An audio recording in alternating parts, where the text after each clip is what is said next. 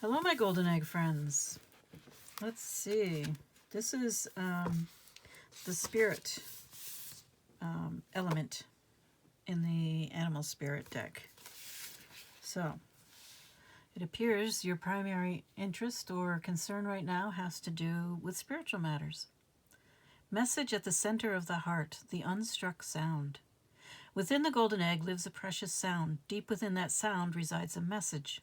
The sound cannot be heard nor the message discerned until we retreat from the noise of modern-day life.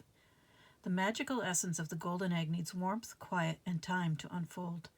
No rushing, pushing, or grasping. Find a place of deep and restful ease, perhaps through yoga nidra or meditation. If you do not yet have a meditation practice, take some time for introspection or contemplation. When the mind begins to settle and the breath is calm, ask the question that weighs heaviest on your heart, staying open to any response you hear. Engaging with the energy of the golden egg is an advanced practice. It requires becoming intimate with our very essence and comfortable with vulnerability. When a feeling of tenderness or gratitude arises from deep within you, know that you are well on your way. Your chest may swell like you are seeing an old friend that's been away for a long, long time. Listen to the message they've been waiting to tell you. The golden egg and the fourth chakra. The subtle essence of the golden egg is nestled deep within the heart center at the fourth chakra. This chakra, called Anahata, is the home of the self or soul. By bringing the mind into this center, we discover a portal to the most intimate and luminous space. It is said that our inner guide sits there in deep meditation, waiting for us. Anahata translates as the unstruck sound. So this is very magical,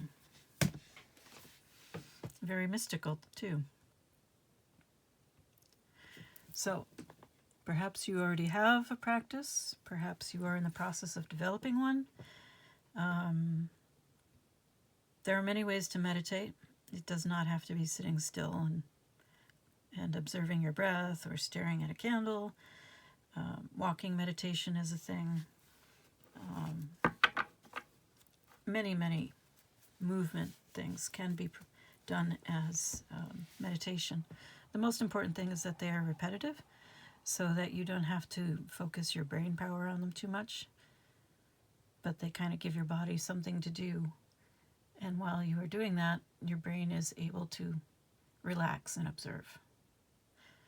So that's where the repetitive nature becomes important. Even washing dishes can be meditative.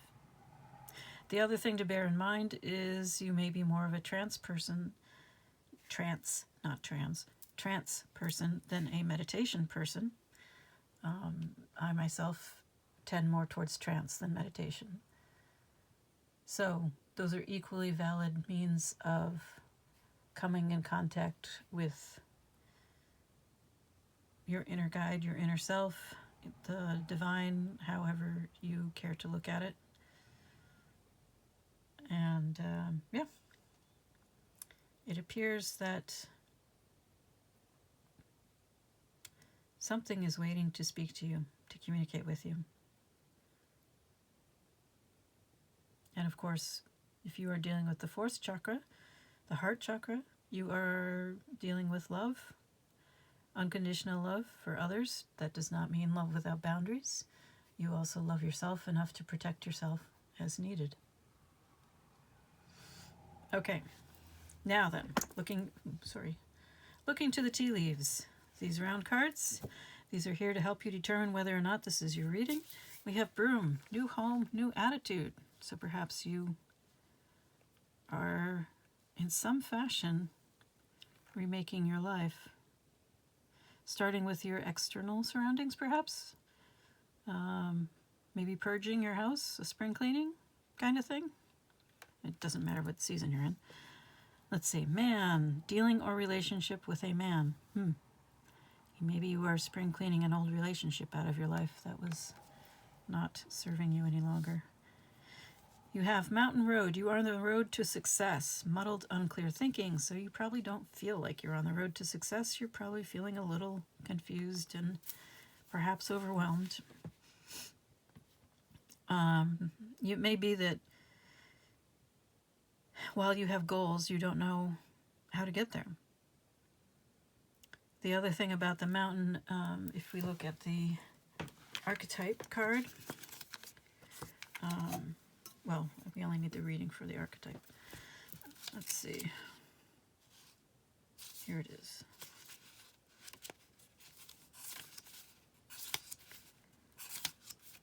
The mountain, the ascent, the peak, the insurmountable. The mountain stands eternally in our awareness, calling us towards its peak. It stirs up stoic and regal feelings, reminding us of the long line of spirits, sages, sadhus, and gods that made their humble thrones within its snowy peaks. Humble and throne does not go together. Anyway, beware though, as the mountain can affect us in two ways. It can inspire and enliven us to rise to new heights and peak experience. Yet it can also create isolation, competitiveness, and an inflated sense of self. Standing upon its heights, it can activate the purist and the perfectionist in us, creating separation from those we deem to be below. No matter how high you ascend, remember that it is within the core of the mountain that the gems, minerals, and jewels reside. If you think it's all about going up, you're following the fool's path and missing the miner's magic. I don't know why I read that to you. I was really thinking about the forest. That's so weird. I meant the forest. Okay, let's read the forest too. 178. Here we go. The forest. The woods, the thicket, the jungle. Consider for a moment your earliest memory of the forest. It's likely it included all the mythic dynamics of this archetypal space. A little fear, a little enchantment, perhaps losing your way, perhaps discovering a secret mystical treasure. Such is the magic of the forest. It requires first that you enter it and then that you get lost within it.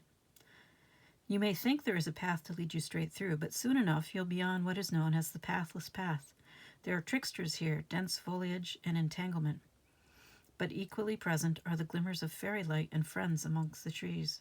You're on an adventure now, and there's no turning back, so embrace the dim light and the moving shadows. Whether literal or imaginal, brave the forest and get lost getting found. So, you have two archetypes active in you right now.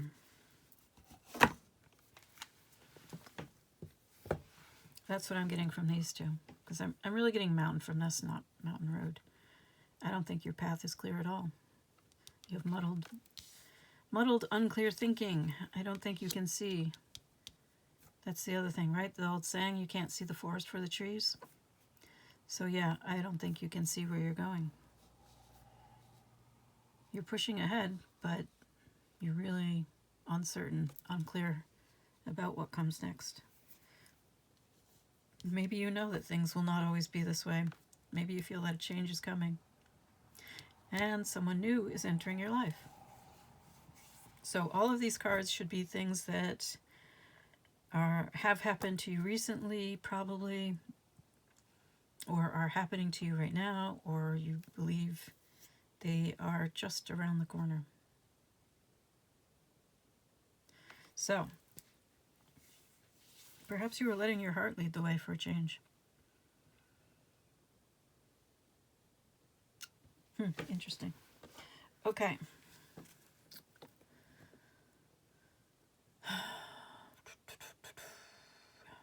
I'm trying to decide if I want to go with tarot for you next, or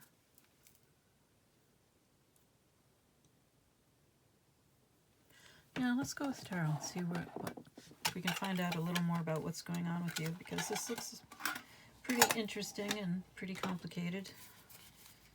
You're feeling muddled.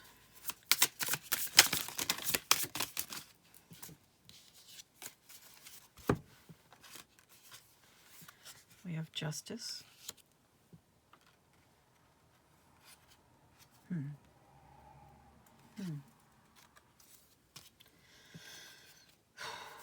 All right. So you seem to be clinging to some old ways of being. You seem to be resisting change.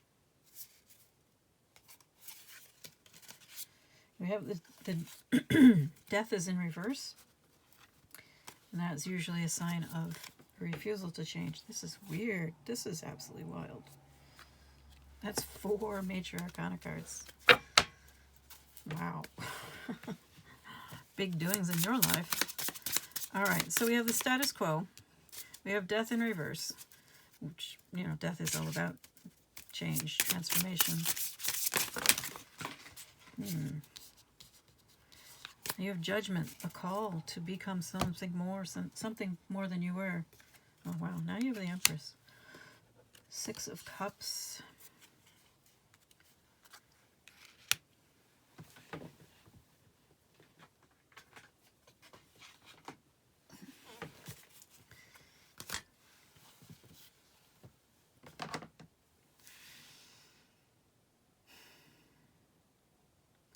Yeah, you're really clinging to the past, to the way things were. Wishing you could go back, I think.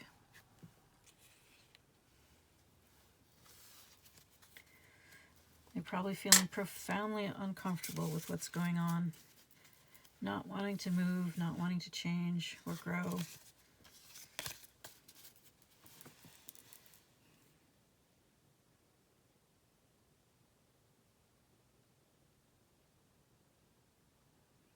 And you have this unstruck sound saying, it's time. It's time. That whisper in your heart that's telling you that things can't stay the way they were. It's time for you to become more.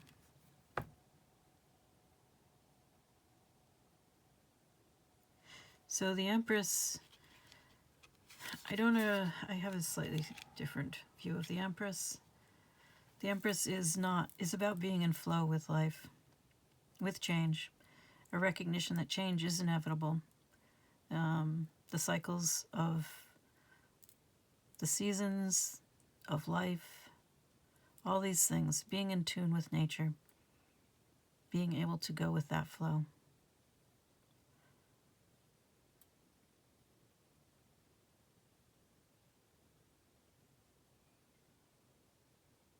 And sometimes it's wonderful, sometimes it's terrible. But it is inevitable.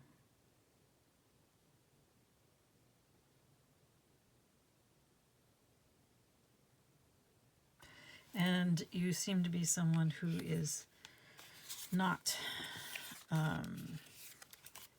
wanting to go with that flow. There's a lot of change resistance there. And in the long run, that is not going to do you any good because change is inevitable. Change is the only constant, if you're familiar with that saying.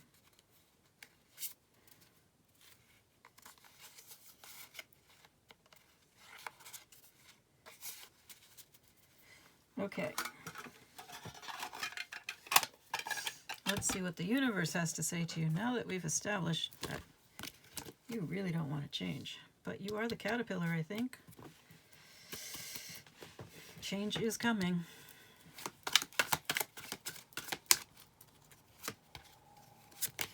I suppose it's useful for you to know that you're the caterpillar. You haven't entered, so the death would be the pupal stage. Is that right? Well, it's the cocoon stage. So death is this is the pupal stage. So death is the cocoon stage where everything disintegrates, where the caterpillar in essence dies, so that it can be reborn as something else. I hesitate to say greater because that's a very subjective thing. Us human beings tend to prefer the caterpillars because they are showier, prettier, they can fly. I admit, being able to fly is a big deal. That would be very cool. I get the world from this card. But again, that's about change. Oh, this is interesting. I was not expecting this. Well, it's fitting. This is all about the heart chakra. Here you have the heart. But it does seem you are making steady progress. I think I can. I think I can. Remember that story? The little engine that could. I think I can. I think I can. I'm not sure you think you can, though.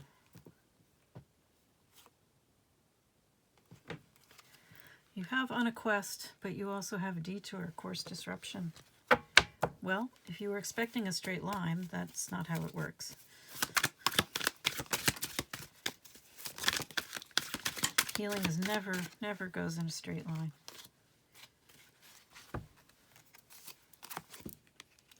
Here we have double rainbow, divine intervention, perfect timing, duality. So yes, there's going to be ups and downs and roundabouts, course disruptions, delays, different paths, setback. Especially if you expected things to go a certain way, that's not going to happen. I mean, we were talking about the muddled thinking, about being lost in the forest, the pathless path.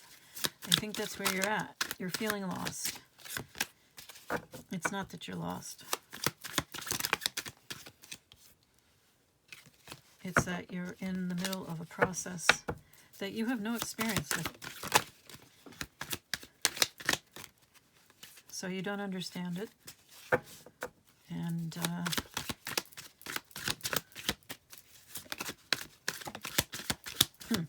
that is so weird. Why does that card keep coming out?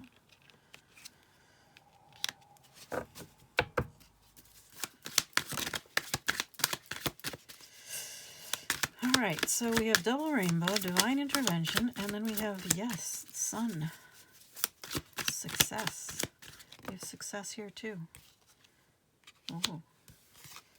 Heart and mind coherence. Yes, that makes perfect sense.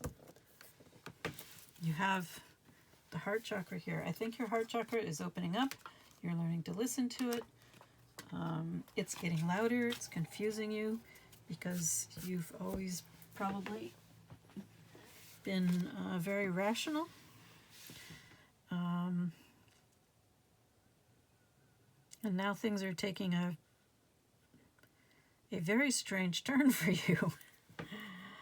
A turn toward the spiritual, the spirit seems to, or the divine seems to speak to us a lot through our emotions, through our heart, which is where heart-mind coherence comes in. It's a really powerful thing to look into. You can look it up online. There are a number of people who've been talking about it, a number of scientists even, talking about heart-mind coherence and how it will help you steer your course. Perhaps it is what you need to, it is the torch that you need.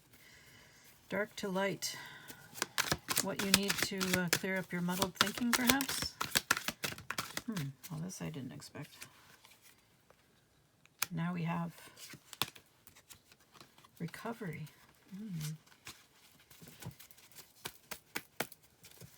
What are you recovering? Yourself. You're recovering yourself. It looks like inner child work is probably a good idea for you. Child. Becoming innocent, brand new again. Like being reborn. Letting your creativity come to the surface, your enthusiasm for life, your appreciation for life. A new perspective.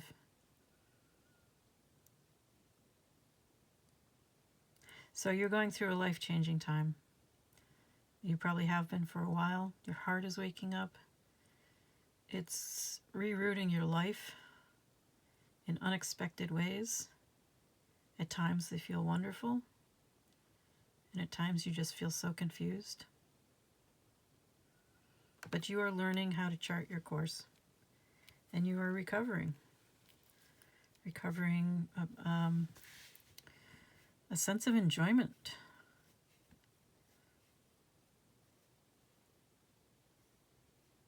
This says innocence, perhaps you're also recovering some sense of creativity. Definitely an aspect of the self. But it does require courage.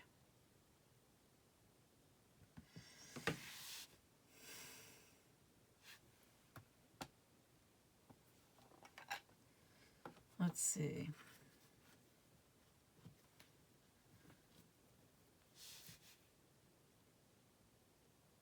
I think I'll go with archetype cards for you. So I'm not sure you need more. You already had the mountain and the forest. But let's see. Ooh, the ring.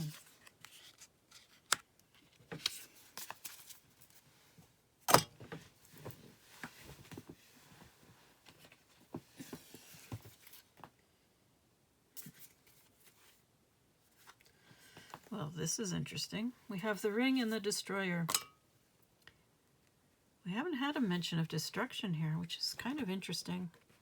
A lot of times when you start on this kind of a path, everything does get destroyed. Remember, I said you were the caterpillar. You're not in the cocoon stage yet, which is when everything dissolves. But okay, the ring, 57. Oops, that's 59. The ring, the infinite, the wheel, the connection. The ring is an image of connectedness. Rather than viewing life as linear, as a series of progressive achievements, the ring challenges us to sense the cyclical, infinite nature of our world and experiences. Beginnings and endings fall by the wayside as we practice seeing ourselves as part of the cosmic circularity of creation. For this reason, it's no surprise a ring is worn on the finger to represent eternal love that surpasses space, time, and worldly things. So much can be projected onto this archetypal image because it mimics the Earth's orbit around our great sun and the intimate bond between two lovers. It is the micro and macro united. This card calls us to deepen connection with self, other, and the world at large. Meanwhile, there may be a literal ring waiting to adorn your finger. I don't know about that.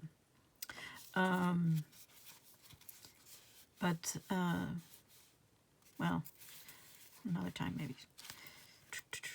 When light, connectedness, humility, sacred cycles. Remember, that was a warning with the mountain, the need to be humble. Okay. When dark, unconscious repetition, starving for connection. Take stock of the jewels you adorn yourself with. Watch out for rings you wear out of habit that keep you connected to the old you. Study images of the mandala, the Unus Mundus, the Ouroboros, and the medicine wheel. Interesting. All right, then we have the Destroyer, 23, which may be coming up for you. Not yet, but not too far in the distance either. The Destroyer, the savage, the unexpected, the rejected. The Destroyer, the final of the three archetypes in the trio of existence, has necessary yet painful work to do in the world. Culturally, we have an aversion to endings, and we hang on to permanence as a signifier of success. Yet the Destroyer pulls the rug out from underneath relationships, jobs, homes, and all forms of security. It's the part of us that wants things to end. Its painful orientation is to uncover our true purpose. The Destroyer does not let us linger long in comfort, as it knows not much happens in that realm. With its piercing eyes, it seeks out stagnancy from a distance, and the rest becomes history. In the old myths, this is the moment when heads begin to roll, the ground opens up, and castles crumble. Hold on for the ride. The Destroyer has arrived. Well. Okay. When light, swift and precise blows that redirect our life. When dark, self-destruction, negativity, unwillingness to rebuild. This is all very towery. The Tower card in Tarot. Consider Picasso's statement, every act of creation is first of all an act of destruction. In old tales, the Destroyer sometimes appears as a black dog, Other times it takes the form of gods and goddesses such as Shiva, Kali, and Apophis. So yes, it seems you are coming up on an ending soon. You're not at that stage yet, I really don't think. You're still in recovery of some aspect of yourself. But once that part of you is integrated, you're going to want more. And you're not going to be able to get that more staying as you are.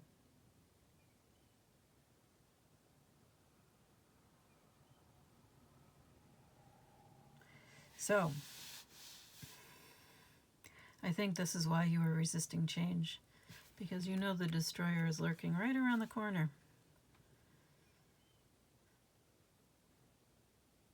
But you are making progress, even if it feels like you're not. I am wishing you all the best.